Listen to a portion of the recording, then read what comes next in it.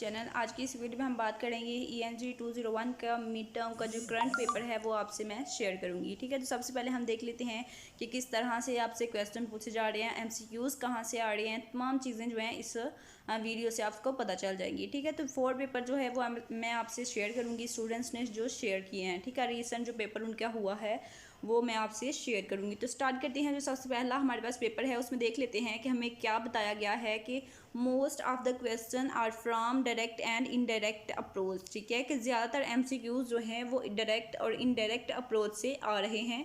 It's mean कि आपने इन दो कॉन्सेप्ट को अच्छे से क्लियर कर लेना है, डायरेक्ट और इनडायरेक्ट अप्रोच का कॉन्सेप्ट। नेक्स्ट उस स्टूडेंट ने क्या बताया है कि उसके पास क्या आया था, फिल इन दी ब्लैंक्स। ठीक है, तो मोस्टली जो है वो फिल इन दी ब्लैंक्स पूछी जा रही हैं।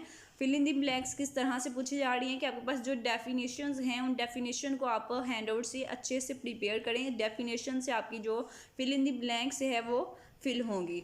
नेक्स्ट क्या है कि शॉर्ट क्वेश्चन सबके सब फिल इन दी ब्लैंक थी, प्रीपोजिशन ऐड करनी थी। ठीक है, तो यहाँ पे भी आप देख सकते हैं कि शॉर्ट क्वेश्चन जितने भी हैं, 3 शॉर्ट क्वेश्चन थे, तीनों जो थे वो फिल इन दी ब्लैंक्स थे। और कहाँ से इसको फिल करना था, प्रीपोजिशन से। ठीक है, प्रीपोजिशन जो है वो भी आपकी सही होनी चाहिए। एक तो आपकी ग्रामर सही होनी चाहिए ENG 201 के पेपर के लिए, और दूसरी आपकी जो डेफिनेशंस हैं, ठीक है, आपका कॉन्सेप्ट जो है डेफिनेशन का वो क्लियर होना चाहिए। तो आपकी फिल इन दी ब्लैंक जितनी भी आपको पूछी जाएंगे आप उसको कवर कर सकते हैं। नेक्स्ट लॉन्ग क्वेश्चन किस तरह से पूछे गए हैं, डिफरेंस पूछा गया है डायरेक्ट और इनडायरेक्ट अप्रोच का। ठीक है, सेकंड क्वेश्चन इस स्टूडेंट से क्या पूछा गया है कि 7 C's of technical writing parameters for oral speech. ठीक है, तो डायरेक्ट और इनडायरेक्ट जो है ये MCQs के हवाले से भी इंपॉर्टेंट है, लॉन्ग क्वेश्चन भी पूछा गया है।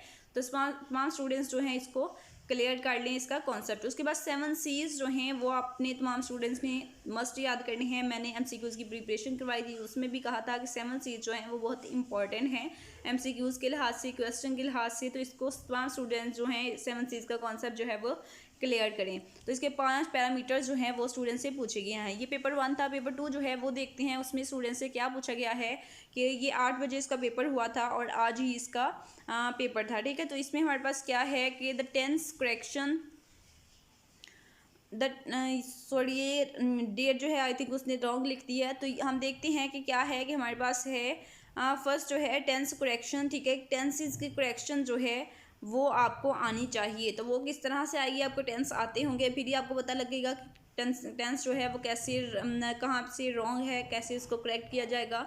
तो टेंसेस जो हैं वो भी आप लोग क्लियर कर लें इस पेपर के लिए। उसके बाद ट्रू फॉल्स पूछे गए हैं बिजनेस लेटर रिपोर्ट्स के हवाले से, फिल इन दी ब्लैंक्स पूछी गई हैं। ठीक है, तो सेम वही है जो उसमें स्टूडेंट ने बताया है पेपर नंबर 1 में। पेपर नंबर 3 जो है वो देखते हैं उसमें क्या बताया गया है।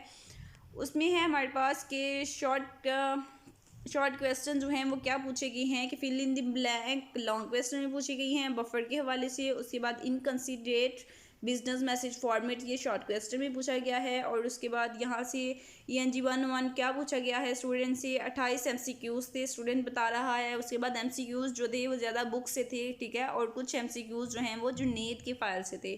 ठीक है, तो मोस्टली MCQs जो है वो हैंड आउट से आ रहे हैं। तो हैंड आउट से अपनी डेफिनेशन जो हैं उनको आप क्लियर करें, उससे आपके MCQs आपके क्वेश्चन क्लियर हो जाएंगे। ठीक है, नेक्स्ट है आपके पास कि 2 शॉर्ट क्वेश्चन करने थे, 2 लॉन्ग क्वेश्चन करने थे।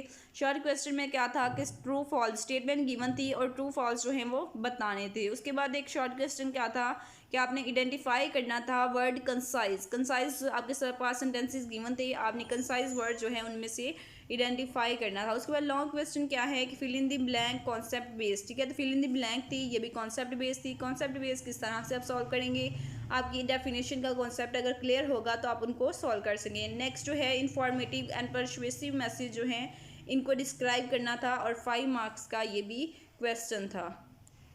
नेक्स्ट देखते हैं क्या पूछा गया है।